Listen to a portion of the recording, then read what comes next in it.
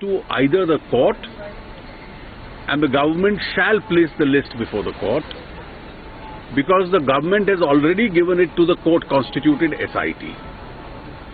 The government is keen that by whatever procedure, in accordance with law, we must get to the root of the matter, and the truth about these names as also these accounts must come out so that penal action can be taken against the people and the monies lying there can be brought back to India. The government has no difficulty whatsoever with any agency investigating this matter, because there is nobody that the government wants to protect in this case, so that those whose names have come up must really be investigated and punished according to law.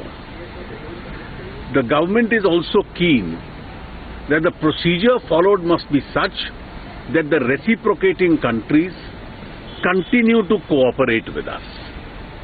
And therefore, since the government had already on the 27th of June given this list to the SIT, the government has no difficulty in placing the entire list, and the same will be placed before the court tomorrow morning.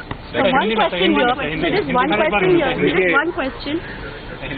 जब सरकार बनी थी तो पहला निर्णय सरकार का था कि हमने SIT कॉन्स्टिट्यूट की थी, जो कोर्ट ने 3 साल पहले डायरेक्शन दिया हुआ था।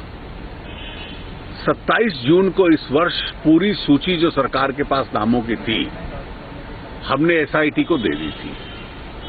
SIT कोर्ट ने बनाई है, तो 27 जून को ही हम लोगों ने SIT को दे दी थी। तो कोर्ट के आदेश के अनुसार कल सुबह वो लिस्ट कोर्ट को दे दी जाएगी। सरकार को इसमें रत्ती भी कोई इतराज नहीं है। जो भी एजेंसी जिस तरीके से न्यायपालिका चाहेगी कि इसकी जांच हो, सरकार उसके लिए तैयार है।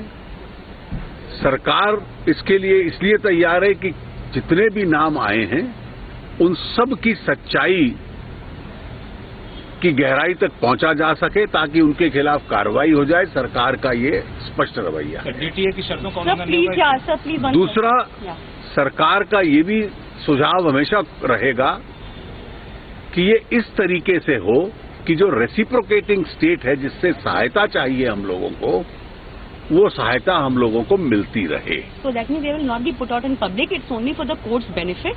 देखिए, वो कोर्ट के एक बार हम लिस्ट कोर्ट को देते हैं, वो कोर्ट का अधिकार है, हम उसमें कुछ कंडीशन नहीं लगाएंगे। So we are going to follow the DTA guidelines. देखिए, वो कोर्ट को भी मालूम है। Right. अगर इस देश का सबसे बड़ा कोर्ट कहता है मुझे लिस्ट दी जाए, तो उस आदेश का निश्चित रूप से पालन होना चाहिए। हम लोग कोर्ट को देंगे। जब हमने SIT को 27 जून को दी हुई है, तो कोर्ट को हम क्यों नहीं देंगे?